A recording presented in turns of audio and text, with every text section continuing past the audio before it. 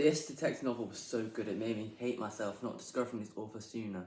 This is The Bookseller, and it's the 7th in the DS Cross mystery series by George Cross. This is actually, in fact, the first one I actually read by Tim Sullivan. I'll just quickly read you a bit about him. So, Tim Sullivan is a crime writer, screenwriter and director who has worked on major feature films such as The Fourth Shrek, that's nice, Flushed Away, Letters to Juliet, A Handful of Dust and Jack and Sarah, whatever that is, and just a bit about his crime series.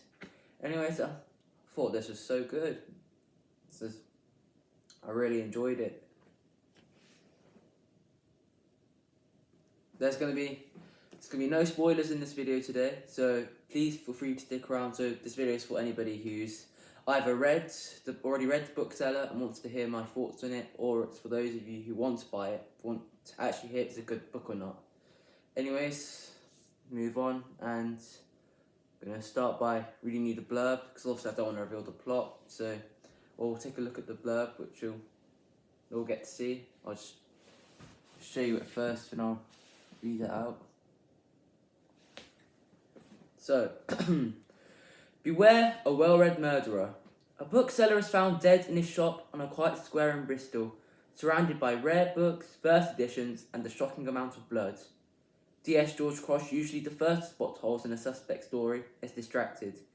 His father's recent diagnosis has left him unsettled, relying on others in a way he is not comfortable with. It is impacting the case, and himself, more than he'd like to admit.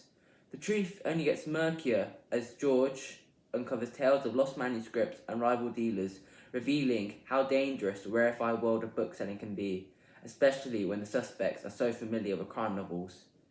They know exactly how to get away with murder. So here's just another look for you. I'm not going to promote this even more. I'm going to read you some of the quotes. I'll start by my favourite quote from Stephen Fry himself. Yes. And Stephen Fry says, "I am insanely in love with George Cross." If he's in love with George Cross, then I'm in love with George Cross. The Daily Mail says he's one of the most iconic British fictional detectives in the 21st century. That's fair. Yeah, thinking about it, it's quite fair, quite reasonable. Yeah, it's not bad. And Eddie Griffiths, haven't read any of her books, but she said that George Cross is one of her favourite detectives. Whilst Liz Nugent saying he's a character who is as endearing as any she's ever come across in this genre. Fair. Sorry. Oh, there's some more in here from the Imran Mahmood. A great addition to what's becoming a classic series. Okay, yeah. I haven't. This is the 7th in this series, and I've only read this one, and yeah, just from reading this, quite enjoy it, and it's getting 5 stars everywhere. A reader review said it left them speechless. Wow. It's very. I agree. This is such a good book. So now, moving on, I'm gonna start because I wrote down some notes, and because I wanted to write notes so I know what to say in this review after I've done it. So this is my first time ever doing a book review on YouTube. Yeah. Anyways, I'm gonna rate out of 10 on different topics before I tell you how many stars I think it gets. Even though I'll probably mention it in the title actually, so you'd already know. So I'm rating out of 10 on a topic, and the first topic is structure. So for structure, I felt like the book, it flowed really well. Like it was if a book's difficult to read, like it was a Dickens book, I'll struggle to follow it because it's so a bit advanced for me. But with this, it just flowed so easily. Like it's like a clean boat ride along this river scene. That's a thing, and I just felt. And the way that Sullivan writes, it's so impactful and it makes me think. And yeah, so for structure, I put 8.5 out of 10. and that's mainly because this is the first book in the series I've read. So I don't actually know much about this, but what am I saying? Anyways. Moving on to side plots. So that's things such as a court case about a past officer being raped, and it was about the trial of the man and seeing whether or not he got prosecuted for it.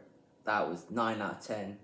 It was just such a sweet note in the middle of an already thrilling book. I think because the actual thing that caused this happened in previous novels, and I think one of the victims was what used to work in the force with them, and she left to go to university to study to become a detective instead of the police officer that she already was. So fair play to her. And the side plot, Sullivan did a good job, 9 out of 10. I really enjoyed it. And the main plot, 10 out of 10. The main plot is 10 out of 10, without a doubt. Like, this is like probably one of the best murder mysteries, well, detective novels. Yeah, murder mysteries, what am I on about? Well, it's probably one of the best things I've ever read. I've read for a while now. Well, I haven't actually know one, but yeah, I've read lots of murder mysteries recently. Probably my favourite genre. Anyways, well, killer predictability. I'd put this an 8.5 out of 10. And when I say 8.5 out of 10, I don't mean that I knew it was him. I mean, it was difficult to know it was him. Like, now thinking back, it was kind of obvious, but the man had an alibi, so it just didn't really, their name wasn't flowing in my brain. Yeah. But characters 9 out of 10. George Cross, Josie Otti, Michael Swift, Raymond Cross, these are all brilliant characters from Sullivan's mind, and I really commend him because, oh my god, I actually fell in love with some of these characters. They're so funny, they're just so relatable, so realistic. It's just really a beautiful piece of fiction, and it's just so good. And now, my favourite character. This is a good one. My favourite character is actually Raymond Cross, who is George Cross's father, whose recent diagnosis has left him unsettled, relying on others in a way he's not comfortable with. He's like, Raymond Cross is the perfect example of a father. Like, I want to be like him when I'm older. Just the perfect father. He understands his son, he loves his son, the way he treats and respects his son. Oh, just a note. George Cross is actually neurodivergent or autistic. Well, that could be the same thing, like, that's what he is, and he can be difficult at times, but his father Raymond understands him completely, and it's just so beautiful. It's just so beautiful words written by Sullivan here. It just really made me think. Yeah, and so now I'm gonna tell you my most enjoyable part of the book without really spoiling it, and that was probably when if you've read this, you'll know what I'm on about, but it was when a certain suspect entered the inquiry. When they went to their house to visit, they met a lot of cuddly friends, and it was so funny. I spent about 5 minutes laughing, and I had to put the book down for a bit because it's really amused me. Anyways, would I recommend this series? Yes. I'd recommend this series to anybody who wants to read a good murder mystery, and I haven't even read any of these this book's predecessors yet. And I'm telling you this now, this is so good. This is so good. Like, please, do yourself a favour, get this for Christmas. Put it on your Christmas list. Get your family, friends, anybody to buy you Tim Sullivan, the Bookseller, because this is a stunner. I'd read it again if I was into that kind of thing. But anyways, will I read other books in the series? Yes, of course. I don't know if I have the time right now because of my Goodreads wish list, but as soon as I finish with that, I'm coming back to this series. I'm assuring you now, I'll be back on this series. And the titles, like, this one's called The Bookseller.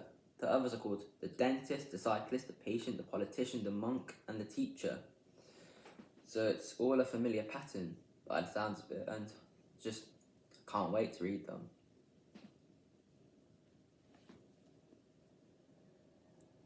Thanks, Joe. I've gone over 10 minutes now, so I'm just gonna end the video here. Oh, I almost forgot. I wanted to talk about the front cover. It's close. I almost forgot about that one. Anyways, I'll just let you take a look at it. I really enjoy the details and how the books, obviously it's about the bookseller, so there should be a book there, but I like how the knife's in the book, which can signify how important book was of a motive in the killings. Well, even though, yeah, definitely. Don't wanna spoil anything, but yeah, and it's just so good. Compliments to, what's their name, Elegant and Matt Ondubray, who illustrated and designed this respectively, and fair play to them because this is so good. I really like the designs. Anyways, I'm going to end the video now, and please subscribe to my channel. I know this is a bit rocky and I had like notes and everything, but this is my first one, and yeah, I was really excited to make this, and I really hope you enjoyed it.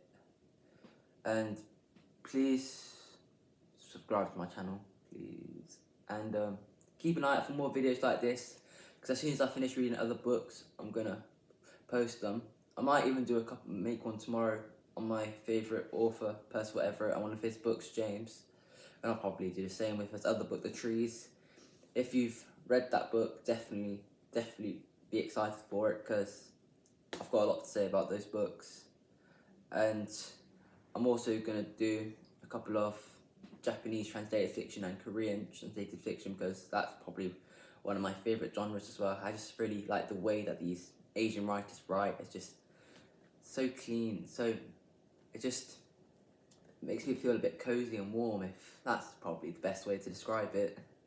Anyways, thank you ever so much for watching. Please share this with your friends and family, and please be excited for more, because I'm coming back with bangers. Thank you. Bye.